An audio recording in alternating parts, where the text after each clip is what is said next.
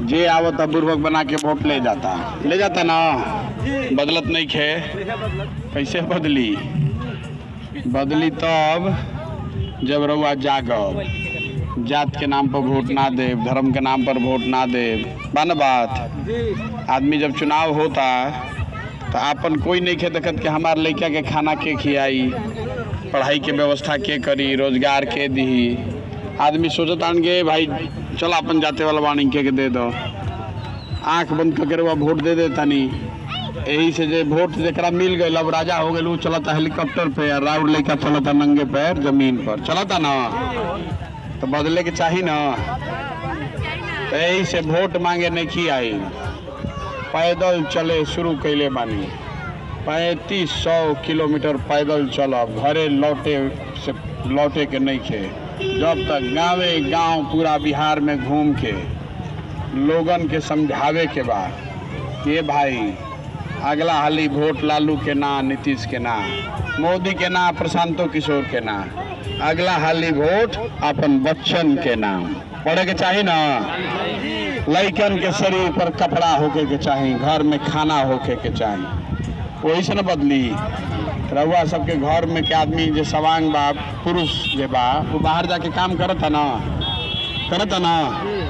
10,000 15,000 रुपया खातिर गांव परिवार छोड़ के आदमी चल गई बा। साल में एक बार ओकर मुंह देखे के मिलता।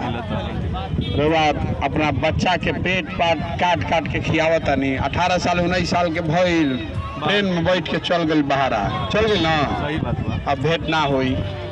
नया कोई के शादी भइल बा, शादी हो गई, अब चल गए हस्बैंड, उनकर मालिक चल गए दूसर जगह काम करे।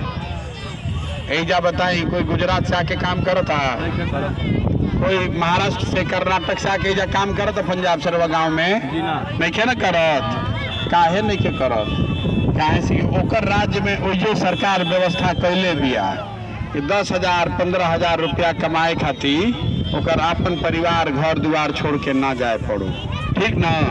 तो ऐजा बिहार में होके के चाहिए ना, होके के चाहिए ना, और कोई होके चाहे ना। महिला लोग से पूछ रहा बानी, राउर लड़का, राउर हस्बैंड, राउर बाबूजी, राउर भाई बाहर जाके काम करता, बहुत कष्ट में पेट काट के 10,000 रुपया भेजता तो परिवार चलता।